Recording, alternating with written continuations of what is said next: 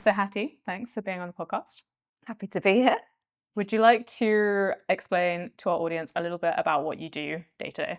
Yeah, so day to day, I head up the DACH region from Halo ITSM perspective mostly. So that will involve things all the way from sales through to a bit of customer success management, going on site quite a lot to visit partners, visit new partners, visit existing partners. So it's a very broad role I have, I would say. So is that kind of almost like a one-person office? Currently, it is a one-person office, hoping for that not to be the case for too much longer. I was going to say, is that like a little teaser? Yeah, watch the space. And just to clarify, that's Germany. Is it German speaking? Sorry, yeah, to clarify, it's Germany, Switzerland, and Austria, so German speaking. Okay. Yeah. Yeah, I guess that makes sense. Yeah. Okay, so what would be great, we'll get back into that in a little bit, is so some of our viewers will be potential applicants. Mm-hmm. Do you want to talk a bit about what you studied at uni and why you decided to study that? So I studied German at uni, which probably isn't a surprise in my current role. But the reason I decided to study it was probably not too methodically thought out because I was 18, to be honest. You don't really know what you want to do when you're 18 that much. But I really enjoyed learning languages. I did French and German at A-level, and I just never thought my French could go any further, frankly. Like I thought I'd reached a good point and that's probably it. Okay. But German I just really enjoyed. And then I really wanted to get a year abroad in when I was at university as well, so I knew I had to do a language with that. I did originally apply to business and German, and then I realised that I personally like to focus on one thing at once. Okay, yeah. Especially when I'm studying it. So that's kind of why I restricted it down to just German in the end. That'll be interesting to talk again about when you talk about your multi-role. Maybe something I've learned is multitasking. Maybe. So, but obviously when you go and do a language degree, most of the time it's not actually, or I found like it's not actually that language focused. No, not at all. So you're really doing sometimes literature or... Yeah, probably the most accessible way I can describe it is you're basically doing GCSEs in another language. Because like you're going one day and doing politics, go another day doing history, go another day and you are doing grammar, but you are never just studying the language really. There's maybe 1 or 2 hours a week where you're studying the language, but that's really it. You're studying in the language instead, so I would say. Yeah. And so what was did you have any focus within that? Or did you just take lots of, or was it that you had to take lots of different things? I had to take lots of different things. Like okay. I think I'd have actually preferred to focus a bit more on like maybe just, because there were business modules as well. International relations was something I was really interested in as well. But my university, you had to take certain modules and they were really, really varied, just so that you were getting exposure to different parts of the language or different uses of the language. Great vocabulary. Thank you. Yeah, and it's all been really, really useful in business, as you can imagine. Yeah, we're going to get to that. So when you left university, what were your thoughts? Did you have a specific job in mind, a specific industry in mind? I actually knew I wanted to go into tech. Really? Yeah, I actually did. Okay. And the reason for that was just the world I was in, because it was COVID years. Right. It was very much your remote, and you were seeing jobs disappear before your eyes, or suddenly you were thinking differently about what's the world going to look like, or what's the working world going to look like in 10 years. Mm-hmm. Yeah. So and I had always been interested to an extent, not in the sense that I was a coder, but in the extent that I was aware that all of my life revolved around technology. So I knew I wanted to get into that sphere in some way, which is what brought me here. So that's kind of interesting because I think, spoiler, we will have a conversation with Lena about sort of thinking about roles that are within the tech industry but aren't tech focused. But at that age, were you aware that that is a possibility? Because I think a lot of people aren't. I don't think I was. I think I had a lot of self-confidence. Okay. I don't know if it was necessarily justified at the time that I could just pick up whatever I went into. Okay. And I kind of thought, from languages as well, I thought if I ended up in a role where I need to learn coding, I'll just learn it. Different language. Exactly, it's a different language. So I think I didn't realise that I wouldn't need to be hyper technical, but that didn't scare me because I thought I could just become it. I love that. I love that energy. Just don't really know where it came from. And so you then went straight into sport? Yes. How did you joined back when there was a bit more of rotation as well? Yes, there was. So I joined back when we were a really tiny support team. So there were about 10 of us on support, maximum one day. It was a really, really good vibe. That's what I would say. Like the work was quite stressful because obviously 10 people and not 10 clients. Yeah. But apart from that, like everyone just knew what they had to do and just got on with it, and everyone would help each other because everyone knew the situation we were in. And also it was the size of the company where you were sitting 10 meters away from someone who builds the infrastructure. And so what roles did you try after that? So I did support. We were in the stage when I first joined where you started in sales. Oh, okay. Yeah. But it was a very regimented sales process to begin with. Like you'd go in and you'd help out with a bit of paperwork, that kind of thing. It's changed massively since then. I didn't particularly like that side of it. I think because I'd expected like to enter with a big bang kind of thing, and like here's all this work, here's all these things you need to learn, and then you're doing something that's what a typical grad would do. That was kind of what I suppose shocked me a bit. But then I moved into support. Then I moved into customer success management. Oh, okay. Which was again quite interesting. I didn't see it myself for the long run, but I did. It's just interesting to piece all the parts together of like what your company is about from start to finish. I think that was all the areas I went into. And was that all within ITSM? That was all within ITSM, yes. Interesting. Yeah. And so then you made the move to consultancy. I did, yeah. That's where I sort of the big first role. That was, yes. And sort of what made you then? So you did that for a while. What made you? Well, first, what made you pick that over maybe sales in itself? Was it that experience in the first place where you were just doing sort of? Yeah, I think so. I think I wanted to. And obviously I do a lot of sales now and I realize this is no longer the case, but I wanted to be stretched technically. Okay. And I really wanted to push myself to learn more whilst I was in a headspace coming out of university where I could learn, I wanted to learn, I was used to learning. So that's kind of what pushed me into consultancy.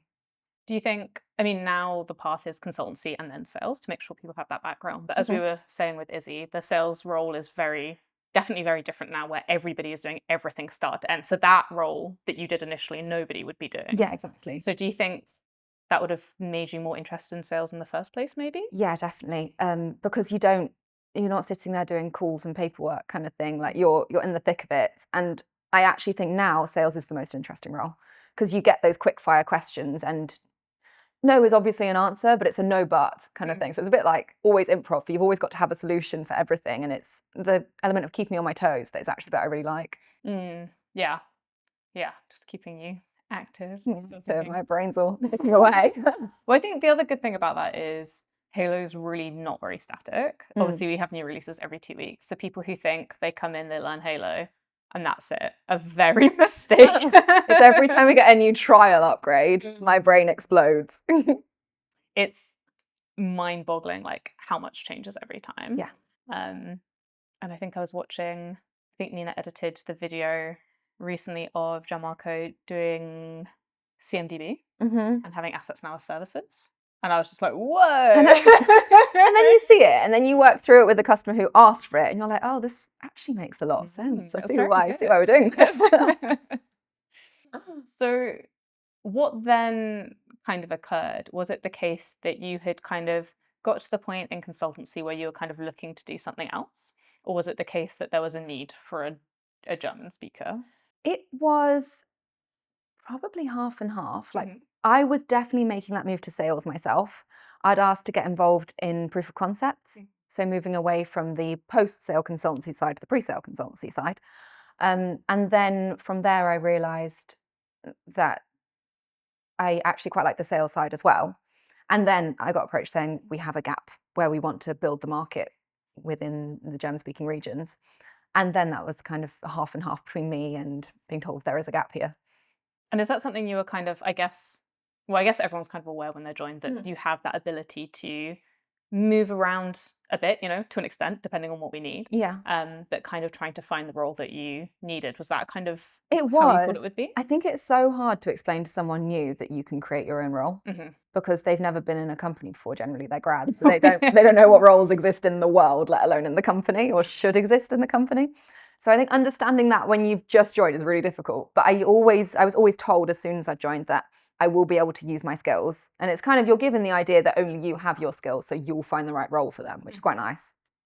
And I think sometimes there are like two things with the grads. So people who join either are like, I have no idea how that would work at all, or they join straight away and they're like, I've got to have a new role right now. Yeah, and then they're always devs. They always want to be a dev. Well, I think it's interesting because for both, the solution to both of those are you need to do support. And then you often end up in consultancy, and that gives you a really good idea of how to get to that role. Because until you know the company, until you know the industry, it's very difficult to come up with a new role. Like, you wouldn't know what the company needs. No, I think you need to pretty much be in every department or have an idea of how all the departments work together before you can even start to think about a role that you'd like to do long term, whether that's new or not. Yeah. And so did you expect to be using German in your day-to-day? No, probably. Actually, if you'd have told me when I left university that I would have this role now, I would have said no. No, I wouldn't. I think you'll say I would have said no, don't want it. Yeah, don't want it, thank you, bye. No, I'd have just said I don't believe it. Like, I knew I could learn. I never really thought that I would be in a position where I would feel confident enough to use my German in the way I use it. Because you are sort of going into boardrooms and these huge meetings, people speaking another language. Like, you're always thinking, until you get to the stage with Halo where you really, really understand it, you're kind of trying to learn two things at once. You're trying to learn the language and you're trying to learn the system. So it's kind of balancing those two elements together until you can finally think, oh yeah, I can probably do this. Yeah, and how did you, coming from a languages background, I just find it like amazing. Like, how did you even start looking at how to do all of the language side? Because even like, obviously when you move into this industry from nothing, you're just like, what is a CMDB? What is an asset? What are all of these words in English? Like, I have no idea. So just finding those, was it, I don't know, how did you kind of build that up? Yeah, it's a good question. Sure. I don't know if I've got them. To be honest, and this is a real cheat code, a lot of them are the same in English. Really? Because they're standardized ITIL language. Yeah. So they would say it in English. As soon as you say the German word for assets, they sort of look at you like you don't know what IT is. Oh, okay, that's very helpful. Yeah, although a lot of it as well we do use our partners for. And then I'll hear the partners say it, or I'll see them write it somewhere and I go, oh, well, maybe I've not been using the proper technical word for it. I might have been using a word that you would use in spoken language, but not on ITIL forms, kind of thing. So do you like heavily use German? I use it every day, I'd say. Yeah. Are you like writing emails in German all the time? I am, yes. Do you speak to partners in English or? I actually mixed. So depending whether they're strong in English or not, because I do want partners to work with other people other than me, just based off of availability, we do tend to primarily work in English. Okay, yeah. But if they don't speak English or if we've built a relationship in German, I'll just stick to German. So it is very much, it's nice having the option to switch as and when. If they can't think of a word, I'll say the word, vice versa. And my last language related question. What about in terms of formalities? So sometimes there are like just different levels of formalities in different languages that are just not the same in English at all. Yeah. How have you kind of navigated that? That was honestly the biggest learning curve for me, because they have such regimented ways that you have to speak to customers, and then you have to ask if you're allowed to approach them in another way. There's so many spoken rules that are unspoken in English because we don't have the words for them. But things like saying you formally versus you informally versus there's a third one, which is you informally but business formally. Excellent. Which was the one that was new to me. Okay. And you just learn by doing in that case. I do tend to take the lead from the customer. And I also actually tend to look at things like their company. Like if they're quite an agile young company, then I know how to approach them, versus if they're quite a formal, maybe a law company, something like that, then I will go extra formal, just based off of how I think their company acts. I like that with and this is just like a common theme, we always talk about this, but it's just doing and hoping for the best, like obviously preparing a bit, but just... Yeah, I'm always completely transparent with them and say, I am English, so if I make any mistakes, please excuse me. I think that's fair. Yeah. I think they really appreciate that I speak German, and they understand me, I understand them. So that's kind of all that matters. I think once you've built a relationship, if you make the odd formality mistake, they'll forgive you. Yeah, for sure.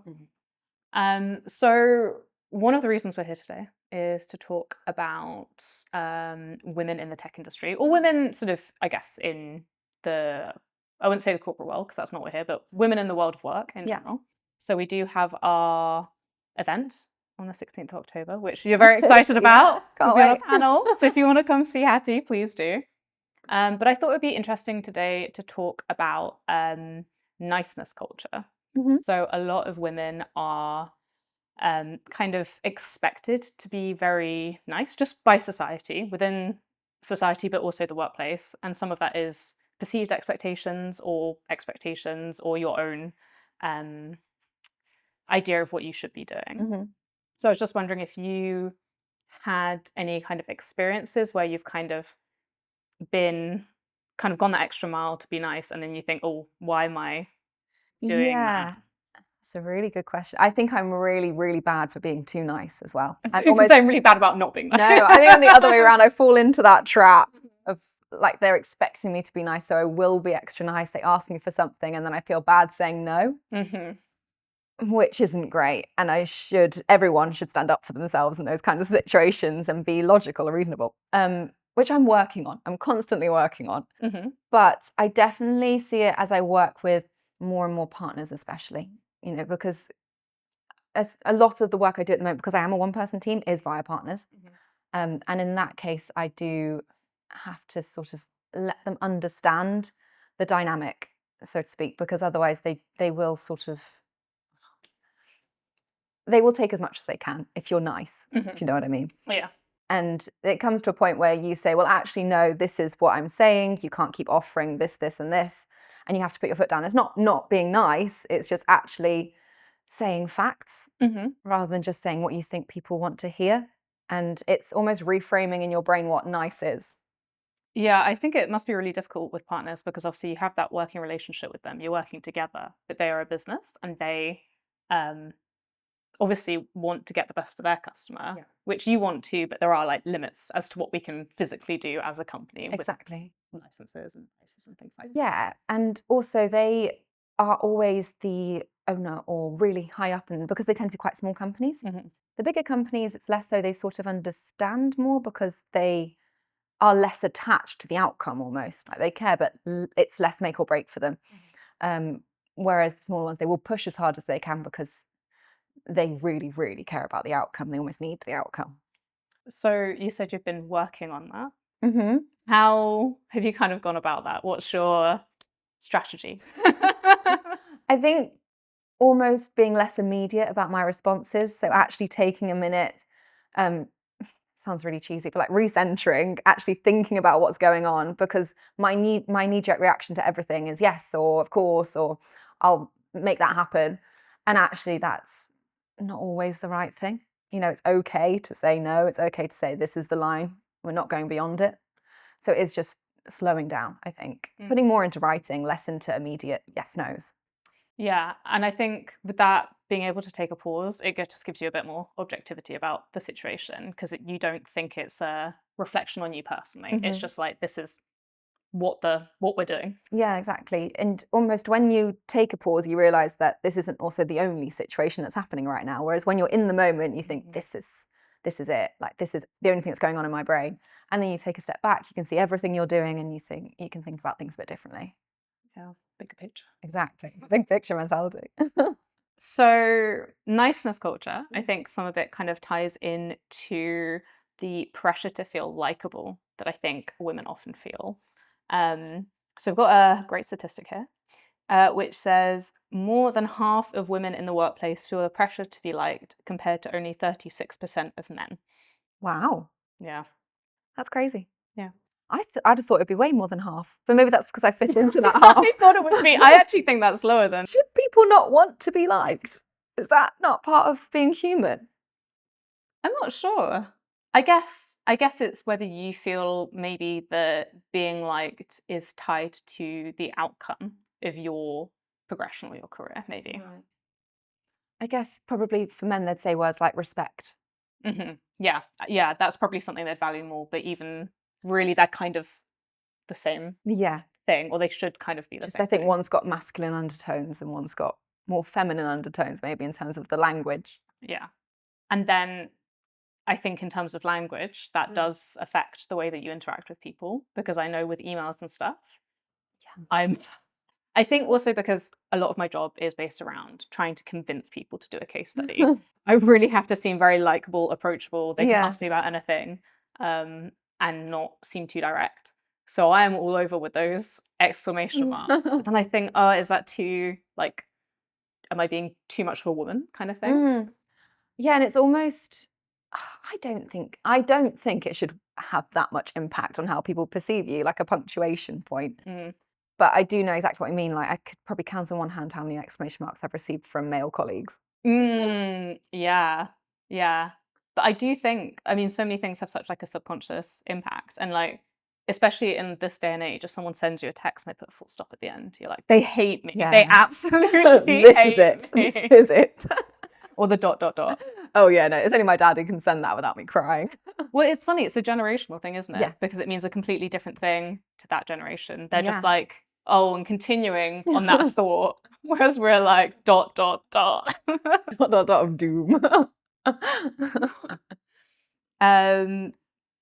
So yeah, anyway, that is, there's an interesting study kind of tied to that there's an expectation that women will be nicer. So apparently, on average, I think men and women are equally nice in the workplace. Like, that actually has no difference. But the expectation is that women would be nicer.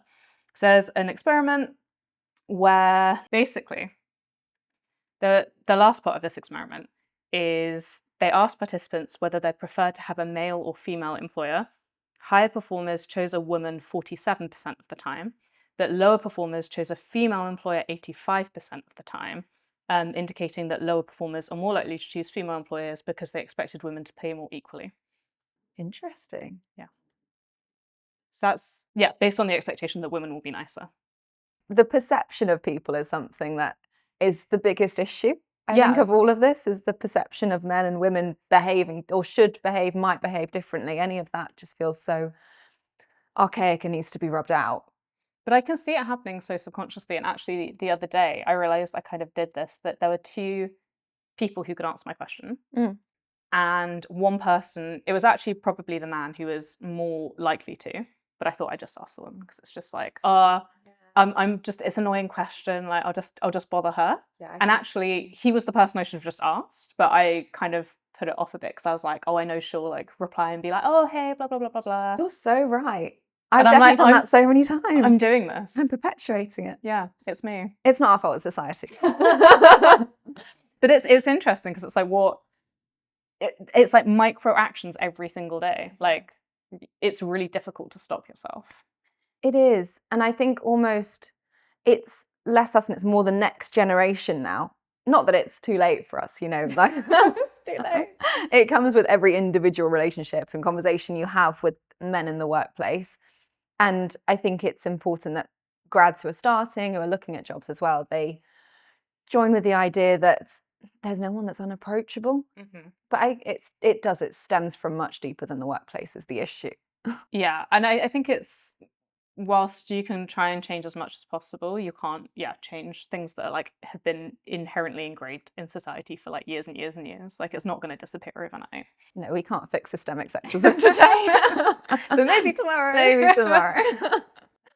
But I think another way that I kind of see that play out is, again, in language, and it's on emails, but and in conversations, it's in terms of kind of more hesitant language. So I think, and I guess it's an assertiveness of statements. So I think a lot of the time you can say, this is how it is, or I think this is how it is. And it's that kind of hedging that kind of creeps. I'm doing it now by saying kind of. Yeah. And it's like not being non-committal to statements because you're kind of, I'm doing it again. It's really difficult. Be assertive. But I guess it's that you don't want to be assertive and you don't necessarily want to state something because you're afraid it could be wrong. Yeah, we're always so ready to backtrack. And it comes almost back around to the not wanting to say no. It's not wanting to be told, I'm right, you're wrong, to an extent. But really if you're talking to another woman, you would still talk like that to an extent. So it almost comes from you. Not that you're, not you. It's me. This whole problem is your problem. I know. But as in, it comes from the person who is not believing in themselves enough. And I think women, actually that is the issue of most women, is they lack the self-confidence based off of people thinking that women should be nice, based off of people thinking that women should say yes. All of that actually then boils down to the person not believing in what they're saying, which just is a full cycle of the whole thing. Yeah, I completely agree. I do think there's a lot of lack of belief. And then I think also on top of that is like an element of confusion and overwhelm. Just like you're told to be more assertive, don't be too assertive, be this, be that, to the point of like maybe you were confident about something, but now you're like, I don't even know what to do anymore about any of this. Like I can't be right. Like I'm almost certainly going to be wrong because I cannot do all of these things. Yeah, there's too many moving parts. And I think a lot of it is, particularly with our generation, like we're starting to see in things like role models and films and media and everything like that and social media, we're starting to see a switch of how women are represented. But we're always going to have things like The Devil Wears Prada in our head, you know? Great film. Great film, phenomenal. There's phenomenal films out there, Yeah. really problematic. And that kind of does creep into heads. Yeah. And they say that film is one of the quickest ways that stuff is changed in society. That's interesting. I can definitely see that. And things like the way that rom-coms have changed since the 2000s versus now. I can't even watch them anymore without thinking, oh my God. They are something to behold. So there is a study from the Guardian saying that women get more negative comments about their personalities than men, which I can kind of imagine. But beyond that, there are studies about performance reviews and that women on average receive about 22% more personality-based feedback than men. It's pretty damning, isn't it? Yeah. So I think it's the men tend to get more like, these are the actionable things you can do to improve, and women get kind of, you're too XYZ about your personality, which is not very constructive. And so part of that kind of that study leads into the fact that there are fewer women in management because obviously there are loads of different reasons, and some of them are systemic, blah, blah, blah. There are loads of different things, but one of them is that women aren't, in some cases, actually getting the feedback they need in order to progress into those roles. Yeah, I mean, one of them is you should be positive, and the other ones are tangible. You need to hit this target, or you need to go out with clients more, something like that. No, I think women have a really bad reputation in society that, like when I was growing up, it was always like girls are talking like old mothers kind of thing, and like telling old wives' tales, and all of that sort of stuff is just so, it comes from old-fashioned culture, I think, but it is a big problem. And I think the fact that it goes into the workplace, it's just so unfair. It actually is just unfair that a man can be given, by the sounds of it, they can be given 80% useful information or 100% useful information, and the women giving 80% useful information. Yeah. You know, at the end of the day, there is a good personality, there is a good culture to bring to the office. But by that, are we saying that all men are bringing a perfect personality to the office if they don't have any points on it? Yeah. I mean, I think it's true that it's important to do some personality feedback, or not necessarily about your personality, but ways in which you can improve that aren't necessarily like a physical piece of work. It is, how can you foster a better mindset, or how can you be a better role model to somebody else? How can you create more team connectivity and stuff like that? But that's something that everybody needs to be fostering, for sure. I think if that kind of information is out there, that kind of statistic is out there, then there should really be that information and guideline made available to managers when they're doing these reviews to make sure they're actually not splitting it like that, because 20% seems massive. Well, I think I can kind of understand how that's not, because the guidelines would be helpful because people don't realize they're doing it. Nobody is going out there going, well, I'm just going to give her personality feedback. Ha, ha, ha, ha.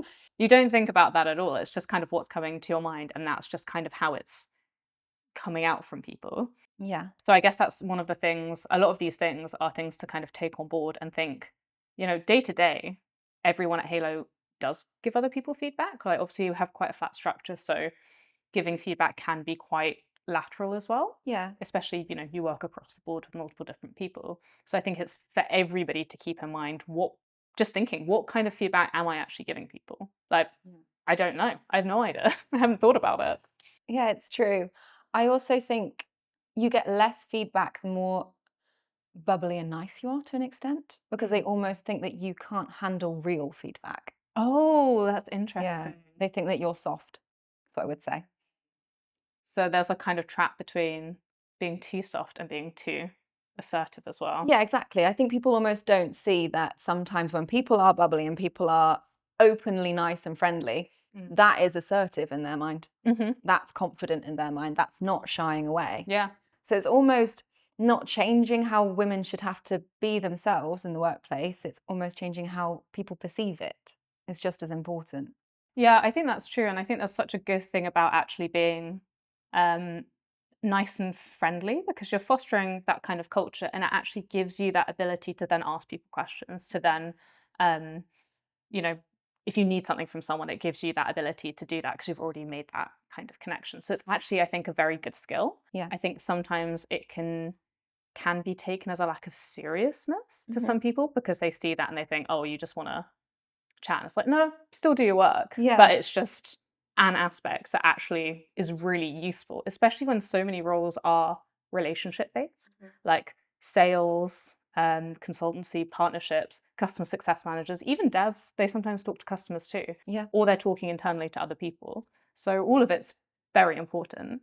Yeah, and there is an understanding of interpersonal skills as well. So when you mentioned that devs will talk to each other versus sales might be more outward based, there's so much of the interpersonal skills comes from understanding how you should be speaking to the person you're speaking to. And I think that's a soft skill that women do really well that isn't always recognized. And maybe if I'm or someone else is talking internally, they're really bubbly, it doesn't mean they necessarily talk to a customer like that. Yeah. Yeah, that's absolutely true. One of the things we did, I think, cover with Izzy was the use of soft skills. Oh, yeah. So that's something we've now stopped using. Ah, Yeah, just because it diminishes the skill. It's obviously as important as oh, the I see. hard skills. Yes. It's So just a skill. It's just a skill. It's So I just a like the words like different interpersonal. Make it a really complicated word. word. Difficult to say. Yeah. And then it sounds really good. And so I think also part of that as well is the apologizing. So you see this all the time from women. I'm so guilty. And I don't even know what the best course of action is, but it's just a wave of just constantly apologizing for things. Do you find that as well? I stop myself from doing it, but I actively stop myself. Like Yeah. I'll say, so sorry to bother you, or sorry for a stupid question, or thanks in advance, which is basically just saying sorry. That, at least it's slightly better. There's like a kind of expectation that you're... True. It depends if there's an exclamation mark. Smiley face. Yeah. But I actually have stopped myself from doing that because I just hate the idea that I'm apologizing for basically for existing at that point. Yeah. Yeah, because also so many of the things are, I mean, there are times where you genuinely obviously should apologize. It's not doing it at all. But obviously a lot of the times it is just, yeah, sorry for a stupid question. And in that sentence, not only are you apologizing for asking a question, which you should do if you need to, you're also putting yourself down by saying it's stupid. Yeah. When it's probably quite a valid question. And if you're not going to ask it, someone else will ask it, and they might not phrase it as a stupid question, they're just going to say it's a question. So how, I guess maybe it's just taking a pause, but how do you stop yourself from doing that? I think that one came just from confidence. Actually, I listened to it from an audiobook. Oh, yeah? Yeah. It was Miranda Hart's audiobook. Really? Yeah. She did a section on just not apologizing for existing. I think I might need to listen to that. It's a really good book. But yeah, it was just a section on that. And it wasn't necessarily in the workplace, No. but it was in general life. Things like if your dog goes over to someone and they weren't expecting to see them, something like that, where you'd apologize and it's like, actually, that's not my fault. The dog's a separate entity. You're in a dog park. You know, none of this is something I should be sorry for. Yeah. It's things like that. And it really made me think, I'm going to stop apologizing for existing. And that carried over into my work as well. So there is a study from the University of Waterloo in Canada that found that women tend to apologize more often because they have a lower threshold than men for what they consider offensive, which is an interesting take. Now, who sponsored that? But it is interesting to kind of consider why these things happen. Yeah, I really don't agree with that particular No, I study. don't either. I actually think women are not renowned, but, you know, I think in society considered more accepting, which surely doesn't coincide with easily offended. No, I think it's about, I think it is actually does come down to the existing thing and taking up space. Like women don't feel that they can take up space and sort of, you know, say, I am here in the world. So it's just anything. They do start apologizing for that. Yeah, I agree with that side of it, definitely. Less we're offended by someone else being in my space, so I'd assume they'd worry about me being in their space. So something that I've been asking everybody recently is why would somebody want to apply to Halo, and kind of what can they look forward to? Specifically women or anyone? Anyone at all.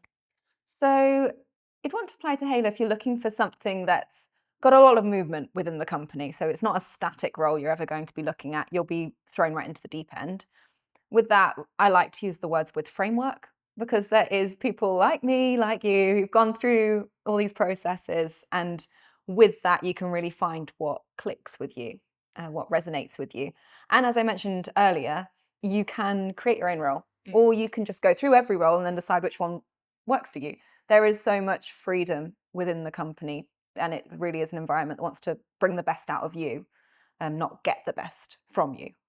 Yeah, that's absolutely true. And I think, again, with the creating the role, is that there's so much time.